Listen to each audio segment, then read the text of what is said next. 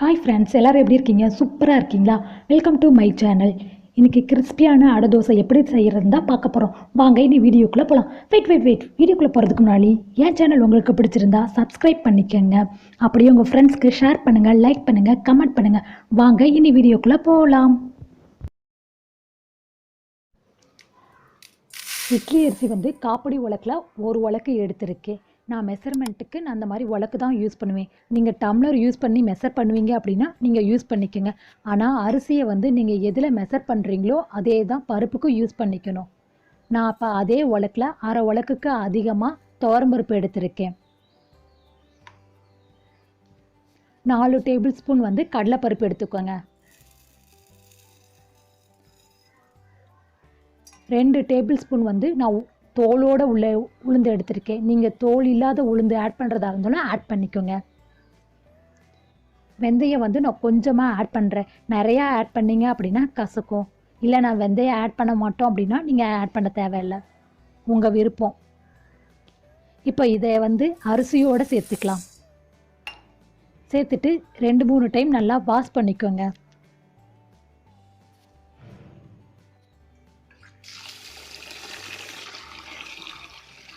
நல்லா வாஷ் பண்ணதுக்கு அப்புறமா ஒரு 2 ஹவர்ஸ் ஊற விட்டுடலாம். இப்போ வந்து தட்டு போட்டு மூடி வச்சிடலாம்.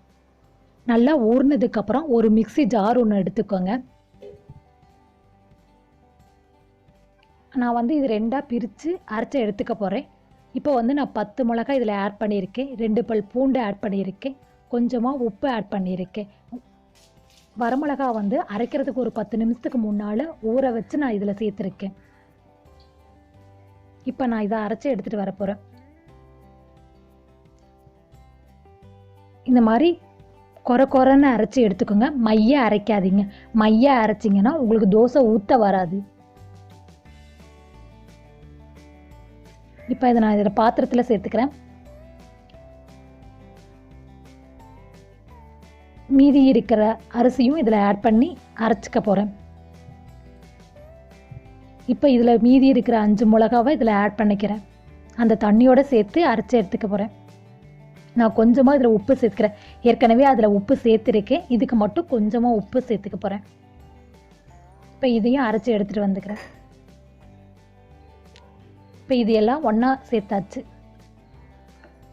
சேர்த்ததுக்கப்புறம் நான் பாதி வந்து பணியாரத்துக்கு எடுத்து வச்சுருக்கேன். இப்போ ஒரு கடாய் எடுத்துக்கோங்க. கடாயில் 2 டேபிள் ஸ்பூன் எண்ணெய் விட்டு எண்ணெய் சூடானதையும் மீடியம் சைஸ் வெங்காயத்தை பொடி பொடியாக கட் பண்ணி சேர்த்துக்கிறேன். இதில் வெங்காயம் வந்து ரொம்ப வணங்கணும்னு அவசியம் இல்லை. அதில் இருக்கிற பச்சை வாடை போகிற அளவுக்கு வணங்கினா போதும். இல்லை நாங்கள் அப்படியே ஆட் பண்ணுறோம் அப்படின்னா ஆட் பண்ணிக்கலாம். நான் வணக்கி தான் சேர்ப்பேன் எப்பயுமே. இப்போ இது எல்லாத்தையும் மிக்ஸ் பண்ணி விட்டுக்கலாம். கொஞ்சமாக நான் பெருங்காயம் ஆட் பண்ணிக்கிறேன். இதில் நீங்கள் கொத்தமல்லி தழை ஆட் பண்ணுறதா இருந்தாலும் ஆட் பண்ணிக்கோங்க. என்கிட்ட கொத்தமல்லி தழை இல்லை, அதனால நான் ஆட் பண்ணல. இப்போ இதை வந்து நான் தோசை பதத்துக்கு கரைச்சிக்க போகிறேன். ரொம்ப தண்ணி விட்டீங்க அப்படின்னாலும் தோசை வராது. இது தோசை மாவு மாதிரி புளிக்க வைக்கணுங்கிற அவசியம் இல்லை. இனி நம்ம டைரெக்டாக தோசை ஊற்றிடலாம். அடை தோசை மாவு வந்து இந்த பதத்துக்கு இருந்தால் போதும். இப்போ தோசைக்கல் எடுத்துக்கோங்க. தோசைக்கல் நல்லா சூடாகட்டும்.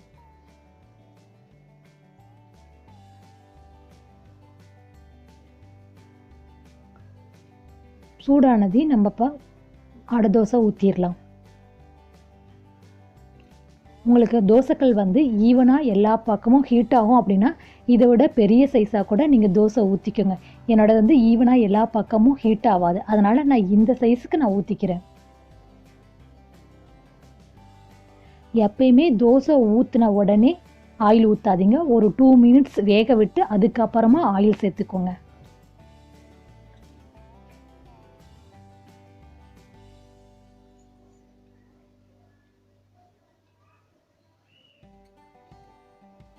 எனக்கு அந்த ஓரங்கள்லாம் வேகலை, அதனால் நான் என்ன பண்ண போகிறேன் அப்படின்னா தோசைக்கல்லை லைட்டாக திருப்பி வைக்க போகிறேன். இப்போ தோசை வந்து லைட்டாக செவந்து வருது. இப்போ வந்து நம்ம தோசையை திருப்பி போட்டுடலாம்.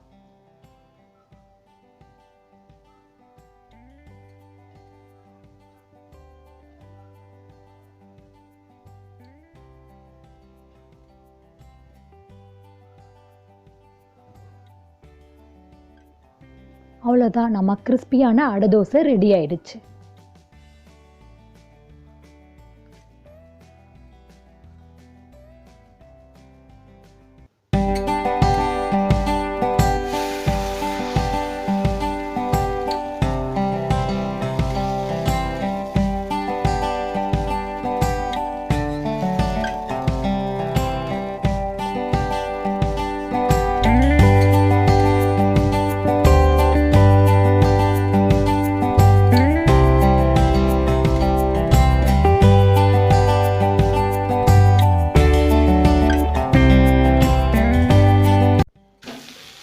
இதுக்கு சைடிஷ் வந்து தேங்காய் சட்னியும் நாட்டு சர்க்கரையும். நாட்டு சர்க்கரையுமான்னு கேட்குறீங்களா? நாட்டு சர்க்கரை தொட்டு சாப்பிட்டு பாருங்கள், அதோட டேஸ்ட்டே செமையாக இருக்கும். அதுக்கப்புறம் வந்து நீங்கள் தேங்காய் சட்னியை வந்து யூஸ் பண்ண மாட்டீங்க.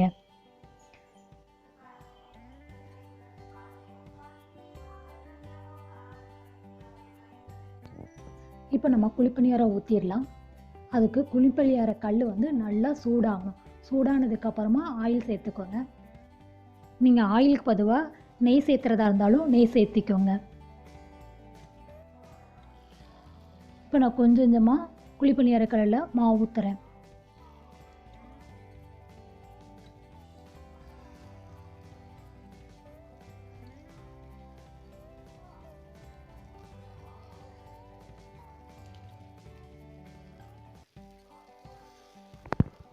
எல்லா கல்லையும் இப்போ ஊற்றியாச்சு. கொஞ்சமாக ஆயில் மேலே சேர்த்துக்கலாம்.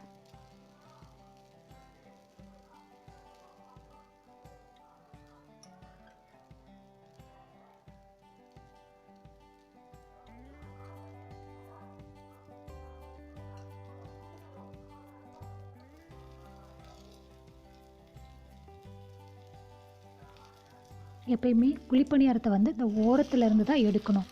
எடுத்தீங்க அப்படின்னா பிஞ்சு வராமல் வரும். இப்போ எல்லாத்தையும் திருப்பி போட்டியாச்சு. லைட்டாக இந்த மாதிரி ஸ்பூனில் வந்து ப்ரெஸ் பண்ணி விடுங்க. மேலே மட்டும் வெந்திருக்கும், உள்ளே வேகாமல் இருக்கும். இப்படி ப்ரெஸ் பண்ணி விட்டீங்க அப்படின்னா நல்லா வெந்துடும்.